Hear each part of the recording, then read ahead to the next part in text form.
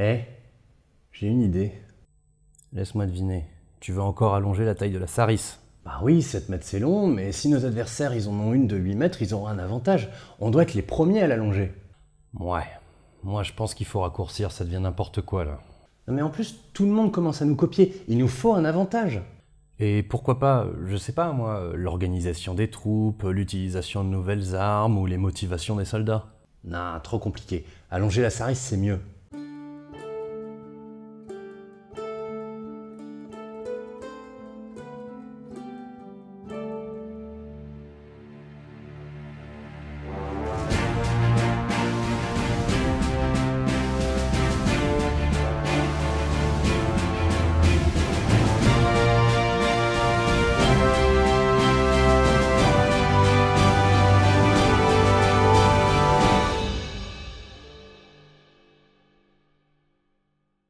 Aujourd'hui, nous continuons notre série sur les phalanges macédoniennes pour aborder son âge d'or dans le monde hellénistique. Pour ça, on va faire un bond dans le temps. Quasiment un siècle en fait. Oui, parce que sinon la série serait interminable. En effet, après les diadoques, se mettent en place plusieurs puissances qui ont adopté les phalanges macédoniennes et qui les ont fait évoluer en fonction de leurs besoins. Pour illustrer tout ça, nous allons parler de la bataille de Sélasie en 222 avant l'ère commune, qui a opposé les nouvelles troupes spartiates et lacédémoniennes de Cléomène à une alliance entre une ligue d'États grecs et le royaume de Macédoine. On va préciser tout ça. Évidemment, le monde que nous avons quitté à la fin de l'épisode précédent est pas vraiment similaire à celui qui nous intéresse aujourd'hui. En tout cas, ça y est, on a des sources pas mal et on aborde une époque où on connaît assez bien la phalange macédonienne. Il faut dire que là, on a des textes de Polybe, qui a connu personnellement les phalanges macédoniennes que nous allons décrire, et dont le père au moins a connu personnellement des témoins directs de la bataille. Ça veut pas dire qu'on a une image parfaite, mais franchement, on peut difficilement faire mieux. Mais avant toute chose, faisons un petit point de contexte, et ce à plusieurs échelles, parce que nous sommes dans une époque qui finalement n'est pas si inconnue. Dans les années 280-270, le monde hellénistique s'est stabilisé, ce qui fait qu'en 230-220, on trouve à l'est de la Méditerranée trois entités principales. Le royaume séleucide, le royaume lagide d'Égypte, et enfin la Macédoine, dite Antigonide, du fait de sa dynastie. Bien évidemment, il y a plein d'autres entités moins puissantes, mais c'est pour vous donner une idée. Notez qu'à l'ouest, nous sommes un peu après la première guerre punique qui a opposé Rome à Carthage. Oui voilà, usuellement c'est cette partie-là que vous connaissez, donc ça donne une petite idée de où on se trouve. Rome arrive. Enfin, c'est pas pour tout de suite parce que, entre-temps, ils vont encore se prendre Hannibal dans la figure. Ça nous intéresse pas dans l'immédiat. Nous, ce qui nous intéresse aujourd'hui, c'est l'espace dit de Vieille Grèce. En 230, on y trouve 4 acteurs principaux. La Macédoine évidemment, la Confédération étolienne, Sparte et la Confédération achaïenne. Les deux derniers sont en forte concurrence pour la domination du Péloponnèse, surtout après l'intégration de Mégalopolis dans la Confédération achaïenne. Sparte est alors plutôt sur le déclin, avec un corps civique très limité et un conservatisme bien ancré. Mais tout cela va changer avec l'avènement du roi Cléomène III. Alors, rappelons que Sparte est une diarchie, elle a 2 rois. Je vais pas vous faire un exposé de l'organisation politique de cette cité, ce serait beaucoup trop long, mais on va avoir besoin de quelques éléments. En gros, Cléomène va tout chambouler, tant en politique intérieure qu'en politique extérieure, et à tel point que la guerre qui nous intéresse porte son nom, la guerre cléoménique. Allons-y par étapes. En 229, Argos intègre la Confédération achaïenne, mais les Étoliens cèdent à Sparte 4 cités stratégiques, Thégée, Mantinée, Orchomène et Caphiaï, isolant Mégalopolis et constituant une menace pour la Confédération. Quand Cléomène envahit le territoire de Mégalopolis, la Confédération lui déclare la guerre. C'est la guerre cléoménique. Bon, on va devoir faire tout ça dans les grandes lignes, hein. On va pas non plus décrire 7 années de guerre. Mais bon, en même temps, on va pas pouvoir faire l'économie de certaines étapes clés parce que beaucoup de choses changent pendant cette guerre. Donc, en 227, la bataille de Ladokéia marque une victoire spartiate, ce qui donne à Cléomène une grande marge de manœuvre politique. Il retourne donc à Sparte et y engage une révolution cléoménique qui transforme en profondeur la structure sociale et politique de Sparte. C'est important pour nous, donc on va y passer. Déjà, il met à mort les efforts. En gros, 5 magistrats puissants de la ville. Bon, il y en a un qui parvient à s'échapper, mais d'un point de vue institutionnel, Cléomène instaure une forme de tyrannie. Mais surtout, il organise une réforme sociale radicale qui a de fortes implications militaires. C'est sûrement pour ça qu'il le fait d'ailleurs. Officiellement, il déclare revenir à la constitution d'origine de la ville et cherche à rendre sa vitalité à Sparte. Déjà, il porte le corps civique spartiate de quelques centaines à 4000. Ce qui est essentiel puisque c'est ce corps civique qui fournit les contingents hoplitiques. En fait, ça fait un moment que Sparte manque d'hommes pour sa formation principale.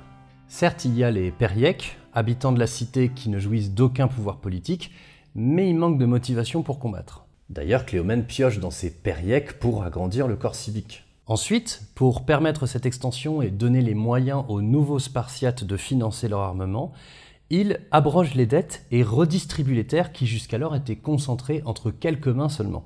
Mais surtout, il arme tout ça à la macédonienne, 110 ans après Chéronée. C'est un renversement majeur. Bon, voilà, c'est rapide comme exposition des réformes de Cléomène, mais toujours est-il qu'avec un nouvel outil militaire, il continue à prendre le dessus.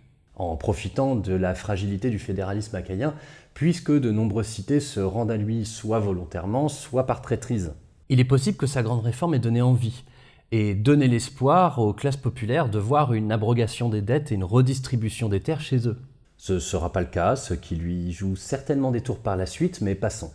Quoi qu'il en soit, ces victoires lui donnent le soutien des Lagides d'Égypte, qui cherchent à diminuer l'influence de la Macédoine dans le Péloponnèse en y favorisant l'émergence d'un pouvoir indépendant. Bon. Après les réformes de Cléomène, on va faire un petit point géopolitique pour comprendre les enjeux et difficultés de chacun. Pour ça, il faut revenir un petit peu en arrière dans le temps. Vers 280 avant notre ère, la confédération achaïenne se constitue et parvient progressivement à repousser le pouvoir macédonien du Péloponnèse, notamment en prenant le contrôle de Corinthe et de la forteresse qui enferme l'isthme, l'Acrocorinthe. Elle a alors le soutien des Lagides d'Égypte qui cherchent à limiter la puissance macédonienne. Mais dans cette guerre cléoménique, la confédération est isolée diplomatiquement. Les Lagides sont désormais plus intéressés par Sparte et d'ailleurs leur soutien se transfère vers eux. Les Étoliens, eux, soutiennent clairement Sparte. Or, elle a besoin de soutien vu le déroulé de cette guerre. Bon, il y aurait bien la Macédoine, Mais la Confédération sait très bien que le prix de son aide, ce sera le contrôle de l'isthme de Corinthe et de l'Acrocorinthe. Alors, au début, les Achéens se rapprochent doucement pour tâter le terrain, ce qui doit jouer d'ailleurs dans le transfert du soutien lagide vers les Spartiates. Mais après, tout va très vite. En effet, en 225, profitant des jeux néméens, Cléomène prend Argos. Cela impressionne tellement que Corinthe se livre à lui, plutôt que d'avoir à être donné à la Macédoine en échange de son intervention. Mégalopolis exceptée, la confédération achaïenne est réduite au nord-ouest du Péloponnèse, mais il lui reste une garnison dans l'Acrocorinthe.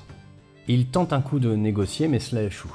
Finalement, les Achaïens acceptent le prix de la Macédoine. Puisque de toute manière, ils vont perdre le contrôle de l'isthme quoi qu'il arrive. Antigone d'Ozon, roi de Macédoine, accepte donc d'intervenir en 224. Il doit acheminer son armée en évitant les Étoliens, je vous passe les détails, mais disons que ça passe. Cléomène tente de bloquer l'arrivée de cette nouvelle armée sur l'isthme. S'il y parvient dans un premier temps, Argos se soulève contre lui dans son dos, le forçant à se replier.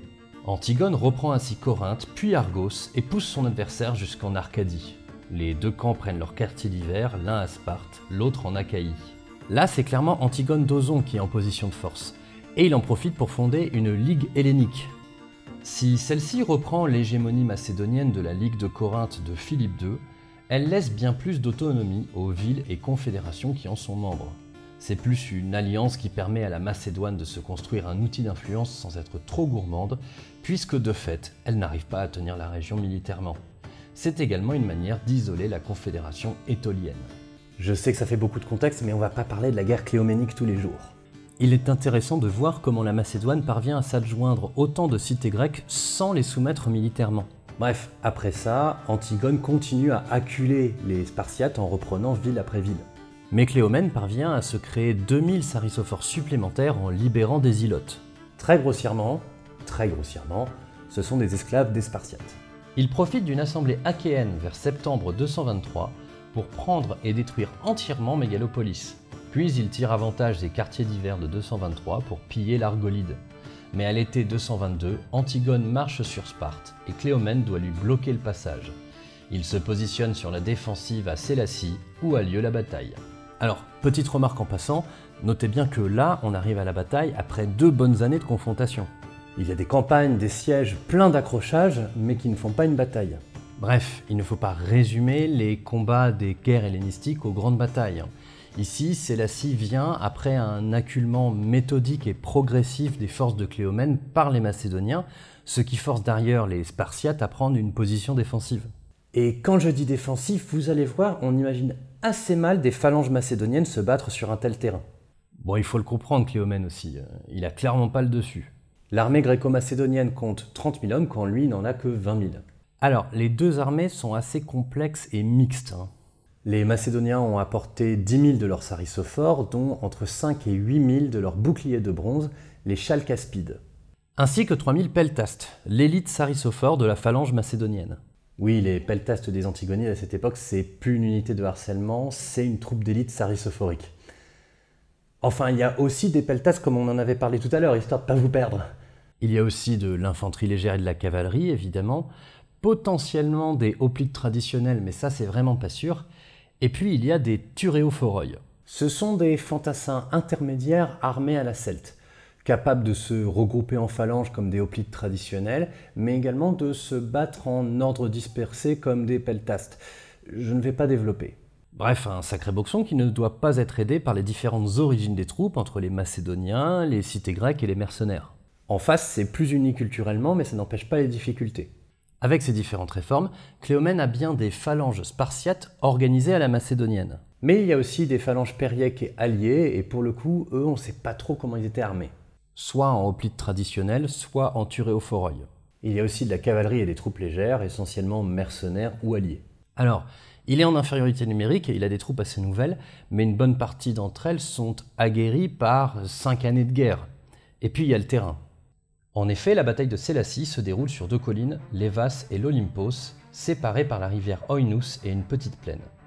Les Spartiates sont sur la défensive, avec cavalerie et infanterie légère gardant le val de la rivière, tandis que la phalange à la macédonienne et les mercenaires gardent la droite sur l'Olympos avec Cléomène, et que les périèques et alliés sont à gauche sur l'Évas. Les deux positions sont fortifiées, certainement par des fossés et des palissades. Donc voilà, position solide, pas vraiment facile à prendre d'assaut, d'autant plus que l'Évas a une pente assez raide. En face, on a un déploiement symétrique. Cavalerie et infanterie légère au centre, des phalanges macédoniennes sur les 2 ailes, dont les boucliers de bronze à droite, le tout soutenu par des troupes légères et des turéophoroi. Une partie des Illyriens et des Acarnaniens, armés en turéophoroi, manquent au déploiement macédonien, ce que Cléomène remarque. Oui, parce que bon, vu la position défensive des Spartiates, les Macédoniens restent là à les regarder pendant 5 jours en se demandant comment ils peuvent tourner le dispositif. Et quand ils engagent la bataille, il est probable qu'ils aient envoyé les Illyriens et les Acarnaniens flanquer l'Évas en faisant le tour. Cléomène craint un truc comme ça, mais son officier responsable des reconnaissances, un certain Damotélès, lui dit que tout va bien, donc il s'inquiète pas plus que ça. Bon, c'est pas méga sûr. Polybe n'en parle pas, c'est surtout Plutarque qui insiste dessus. Je vous épargne les disputes historiographiques à ce sujet. Mais en gros, le mouvement secret est cohérent, vu qu'on s'attaque pas à une position aussi fortifiée sans avoir une idée derrière la tête. Bref, c'est l'heure de la bataille. La bataille commence avec les 2 ailes d'Antigone qui s'avancent contre leur vis-à-vis. La droite macédonienne attaque l'Évas, mais est flanquée pendant sa montée de la colline par les troupes légères de la position centrale des Spartiates, ce qui menace gravement son assaut. Un certain Philopoémon, un Achaïen qui nous intéresse pour la suite, voit ça et décide d'intervenir de son propre chef. Il charge avec la cavalerie achéenne son vis-à-vis, la cavalerie lacédémonienne, ce qui oblige les troupes légères à revenir aider leur centre. Les boucliers de bronze peuvent ainsi gagner la colline de l'Évas, appuyés par l'irruption d'une partie des Illyriens et des Acarnaniens flanquant la gauche spartiate. Celle-ci est mise en fuite. Ce mouvement explique l'audace des boucliers de bronze. Mais le combat sur le mont Olympos semble plus compliqué. Jusqu'alors, Cléomène, avec sa phalange à la macédonienne, restait dans les retranchements, tandis que les mercenaires des 2 camps s'escarmouchaient. Mais en voyant la perte de l'Évas, il décide de chercher la confrontation, sûrement pour rééquilibrer la situation et obtenir une égalité. En face, vu la position, les phalangites macédoniens sont déployés non pas sur 16, mais sur 32 rangs, pour donner du poids, à la fois physique et psychologique, à leur formation. S'engage alors un des très rares combats hoplitiques décrits par Polybe comme long. Il fait abattre ses palissades et déploie sa phalange dans la petite plaine devant lui, idéale pour cette formation. Là, Spartiates, Leucaspides et Peltastes tous armés à la macédonienne, s'engagent dans un combat frontal difficile à comprendre. Il y a certainement eu plusieurs charges, aboutissant en ces circonstances à un véritable choc. Des parties de la phalange macédonienne sont mises en déroute, mais finalement ce sont les Spartiates qui s'effondrent. Ils sont poursuivis sur l'Olympos et même l'autre versant.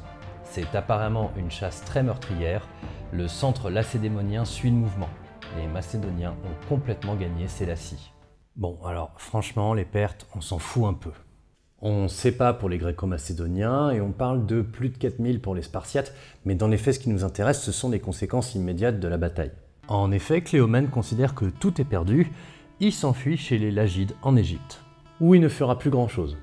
Enfin si, une tentative de coup d'État à Alexandrie, mais c'est une autre histoire. Tandis que Sparte se rend complètement et devient une cité sujette, sans qu'on sache vraiment si on la force à rentrer dans la Ligue hellénique d'Antigone ou non. Les réformes institutionnelles sont abrogées, on revient à l'état avant Cléomène. Par contre, on garde les réformes sociales, le corps civique reste ainsi. Et voilà pour la bataille de Sélasie et la guerre cléoménique. Bien. Mais du coup, tu disais qu'on y voyait plus clair sur les phalanges macédoniennes à cette époque. Ça veut dire quoi? Elles ressemblaient à quoi? Alors, c'est à la fois simple et compliqué. Bon, tu te doutes qu'une fois que le modèle de la phalange macédonienne s'est diffusé dans un espace aussi large que l'Empire d'Alexandre, on voit apparaître des variations régionales petit à petit. Oui, bon ok, il y a des réformes, c'est normal. Tout à fait. Et d'ailleurs, pendant les guerres d'Iadoc, après la mort d'Alexandre, la Saris passe à un moment au maniement à deux mains avec une longueur d'entre 5,3 et 5,8 mètres. On ne sait pas exactement quand, mais ça se joue sûrement un peu après Paraïtaken. Une telle prise devait permettre une certaine escrime que l'on retrouve par exemple en Italie au XVIIe siècle avec une pique d'entre 5,5 et 6 mètres de long. Mais par la suite, la Saris évolue encore. Polybe signale par exemple qu'à son époque, la Saris fait entre 6,2 et 6,8 mètres. Il précise même qu'elles ont atteint entre 7,1 et 7,7 mètres avant. Il y a donc eu un retour en arrière. Notons, pour bien dire que c'est possible, qu'à la fin du XVe siècle, on trouve des pics de 7,6 mètres. Mais bon, visiblement ça n'a pas été concluant puisque les Macédoniens reviennent à une Saris d'entre 6,2 et 6,8 mètres. C'était d'ailleurs certainement cette taille à Sélasie. Autre point, la Saris n'est plus tenue au talon, mais légèrement en amont, laissant 1 mètre entre la prise du piquier et la fin de la pique.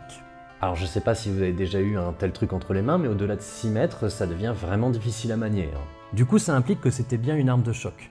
Et dans ce cas, plus besoin d'avoir toute la longe pour pouvoir porter vos coups, ce qui explique aussi la prise plus loin du talon. Bref, l'escrime d'Iadoc a certainement disparu chez les Macédoniens qui vont privilégier le choc avec 5 rangées de saris abaissées. C'est cette saris de 6,2-6,8 mètres, prise à deux mains et à 1 mètre du talon, qui se répand dans toute la Grèce à l'époque qui nous intéresse et un peu après. Ainsi, pour prendre un exemple, l'armée antigonide a certainement 3 corps de saris au fort. Les Chalcaspides, boucliers de bronze, les Leucaspides, boucliers blancs, et les Peltastes, l'élite. Quelques doutes sur les Leucaspides, je développe pas. En tout cas, le royaume de Macédoine a la capacité de déployer 13 000 sarissophores à l'époque de Sélasie et pourra plus tard monter jusqu'à 25 000. En termes d'organisation et d'encadrement, c'est à peu près la même situation que dans l'épisode précédent, si ce n'est que le syntagma est désormais une speira. Il y a un armement réglementaire et des amendes si le soldat n'est pas en règle. Faut commencer à avoir l'habitude, saris, épée, cuirasse non métallique excepté pour les officiers, casque ogival, javelot, jambière et bouclier. Certainement de 62-66 cm de diamètre, mais il est également possible qu'il y ait eu 2 types de boucliers à l'époque. Un plus petit de 40 à 45 cm de diamètre pour les peltastes antigonides, le corps d'élite, et le plus grand de 62-66 cm pour les autres. Et enfin, notez qu'il leur arrive de prendre une lance plus courte de lancer ou de corps à corps. Ok. Bon, c'est un exemple quoi. Mais du coup, j'ai plutôt 2 questions. Vas-y, je t'écoute. Chéronée, c'était en 338 avant l'ère commune. Paraïtaken en 317. Pourquoi Sparte attend 227, donc presque un siècle après, pour adopter l'armement macédonien? Et du coup, pourquoi maintenant? Oui, pas sûr de pouvoir répondre de manière satisfaisante, mais tu soulèves un bon point. Bon, déjà, on l'a vu dans la vidéo précédente, la structure d'encadrement d'une phalange macédonienne est importante. Oui, il y a beaucoup de postes spéciaux, mais le modèle a été répandu par les diadoques qui se basent sur les vétérans de l'armée d'Alexandre pour construire leur propre armée. Alors oui, complètement. Et derrière, on a des pouvoirs helléniques qui se stabilisent et qui opposent entre elles des phalanges macédoniennes. Mais pour pouvoir répondre à la question, on va devoir reprendre 2-3 points. Ah, oui. Déjà, le taux d'encadrement et cette panoplie spécifique, qui, rappelons-le, n'est pas limitée à celle des champs de bataille, hein. Il y a toujours les javelots, etc. font que la phalange à la macédonienne coûte cher à entretenir. Même si ce ne sont pas des troupes professionnelles, car il faut le rappeler, hein, ce ne sont pas des troupes professionnelles, ça demande de l'entraînement, des gens formés, du matériel, enfin tout ça, donc un pouvoir qui a les moyens. Du coup, ce sont plutôt les royaumes et parfois les confédérations qui arrivent à les mettre en place. Ensuite, ça demande de transformer la manière qu'on a de faire la guerre. Typiquement, Sparte, au-delà de moyens limités, a longtemps été conservatrice sur ce plan. Ceci étant, elle n'a pas vraiment eu tort pendant un temps. Tout le monde n'a pas envie ni besoin de phalange à la macédonienne. Tout dépend des guerres que vous avez à faire, comment vous les faites, dans quelles conditions et avec quel type d'engagement. Comment ça? Eh bien, dis-toi que depuis Paraïtaken et l'ère d'Iadoc, on a tout un espace avec des royaumes, cités, confédérations, qui utilisent des phalanges à la macédonienne. Oui, ok, ça on l'a déjà dit. Mais ce n'est pas le cas pour tout le monde. L'adoption peut se faire tardivement, comme chez les Achéens, et ça ne fait pas disparaître les hoplites traditionnels pour autant. D'accord, on a tout un espace dans lequel s'affrontent régulièrement des armées structurées autour de phalanges à la macédonienne, mais pas seulement, et aussi des évolutions et une diversification de leur emploi. Oui, et on le voit sur la Saris. La prise à deux mains, l'évolution de sa taille, la prise au talon ou un peu plus haut. Vous remarquerez que depuis le début, on ne parle pas du Moyen-Orient, ni d'Asie mineure, ni d'Égypte, parce qu'en fait, on n'a pas grand-chose. Mais du coup, c'est quoi? Orientation défensive avec escrime de la Saris contre orientation offensive dans la recherche d'un choc unique et dévastateur? On pourrait faire une comparaison avec des troupes modernes pour se faire une idée. Vas-y. En gros, au XVe et XVIe siècle, on avait deux formations de piquiers assez différentes. Les piquiers suisses et les lansquenettes. Et eh bien, les Suisses étaient connus pour leur agressivité.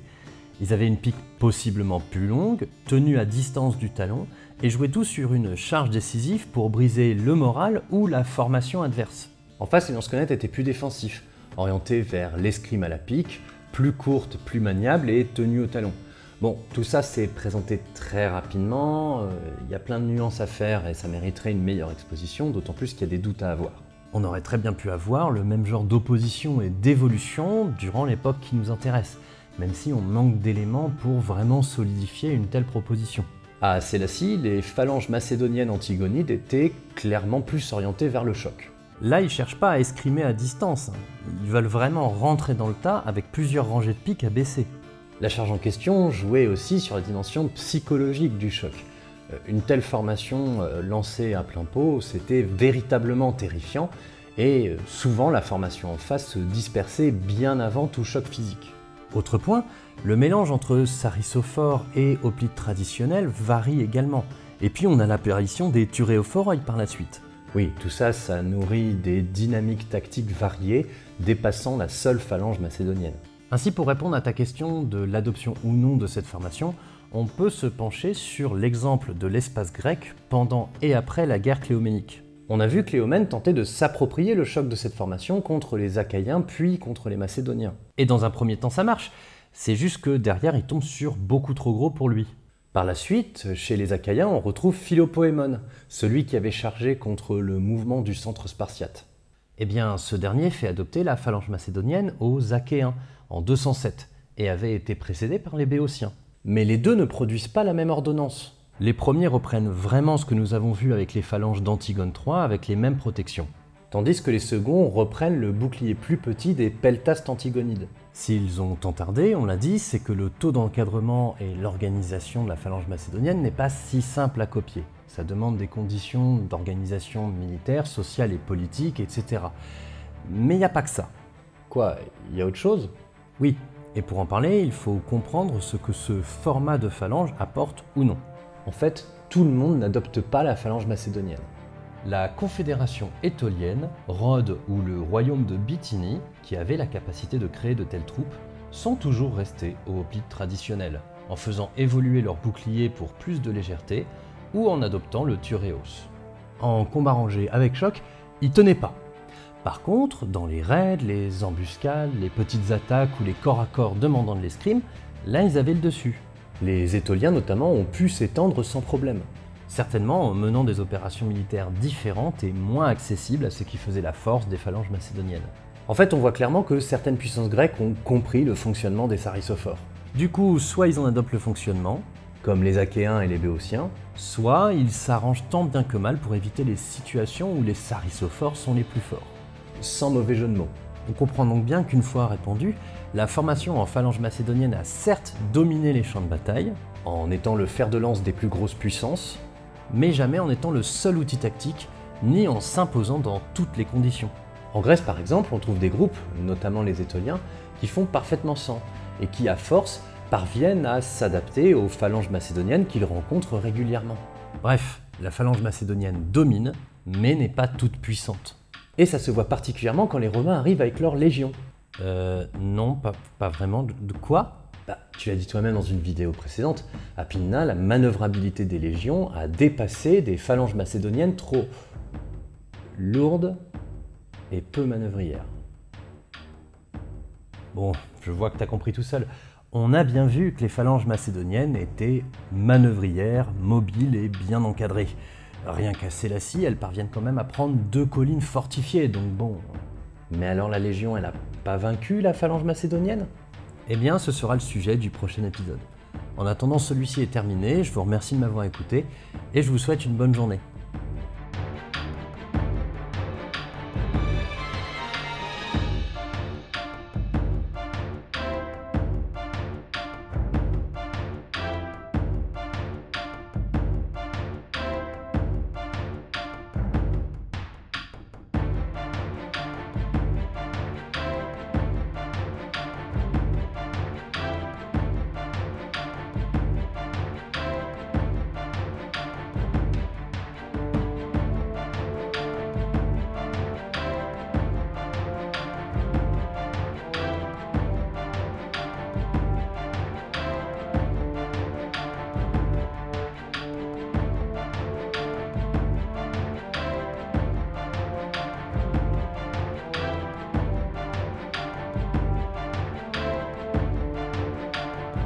Alors petite scène post-crédit puisque on m'a passé les images d'un drone qui ont été faites sur le lieu qui est du coup considéré comme là où a eu lieu la bataille de Sélasie, donc on va l'analyser rapidement ensemble.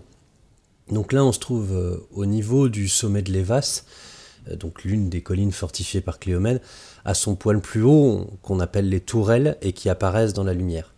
Plus bas, on distingue la petite colline sur laquelle devait se tenir la cité de Sélasie, un petit établissement urbain hellénistique ayant été mis au jour sur cette hauteur. Entre Sélasie et la colline de Lévas passait la route reliant Thégée à Sparte que Cléomène voulait protéger. Si on regarde désormais vers le sud, au-delà des lignes fortifiées, on voit où menait la route venant de Thégée. Elle aboutissait dans la plaine de Léourotas, où se trouvait la ville de Sparte. Sélasie constitue ainsi le dernier rempart avant d'atteindre le cœur du territoire spartiate. On peut maintenant se tourner vers le lieu du combat, avec la plaine de l'Oïnous et les 2 collines de Lévas et de l'Olympos. On voit désormais la combe, c'est-à-dire la vallée par laquelle l'armée du roi Antigone d'Ozon est arrivée depuis Thégée. Elle est restée 5 jours dans le fond de la vallée après la combe, afin d'observer les positions de Cléomène. À l'est, on distingue la hauteur de l'Olympos, séparée du reste du mont Provatores par un ravin. Bon, c'est un plus gros mont, j'en ai pas parlé, c'était aussi pour simplifier la lecture de la carte. C'est de ce côté que se sont affrontées une partie de la phalange macédonienne et la phalange spartiate. On pense aujourd'hui que ce combat n'a pas pu avoir lieu au niveau du ravin. Il se serait tenu sur le petit plateau que l'on distingue derrière, sans arbre, après que les Macédoniens aient fait monter les Peltastes et les Leucaspides sur le Provatores en face de l'Olympe. En dessous de l'Olympe, on voit la plaine de l'Oïnous où s'est tenu le combat de cavalerie initié par Philippe Oïmène. On voit désormais sur la gauche les limites du plateau de Lévas avec ses pentes assez raides qui descendent vers la vallée de l'Oïnous. Les fortifications spartiates étaient au niveau de ces crêtes et ont été contournées par la gauche ou par l'ouest par les Acarnaniens et une partie des Illyriens. ce qui a obligé les Spartiates gardant Lévas à se replier vers les tourelles, le sommet de Lévas depuis lequel nous observons le champ de bataille. Le mouvement tournant a permis à la phalange macédonienne de s'établir sur les crêtes, puis de pousser vers les tourelles par étapes, afin de conquérir totalement la position. Après les victoires sur Lévas et l'Olympos, les Spartiates se sont enfuis vers les montagnes, vers la ville de Sélacie ou vers la plaine de l'Eurotas, et ont été massacrés durant la déroute. Maîtres de Lévas et de la vallée, plus aucun obstacle ne se tenait entre les Macédoniens et la ville de Sparte dans la plaine de l'Eurotas.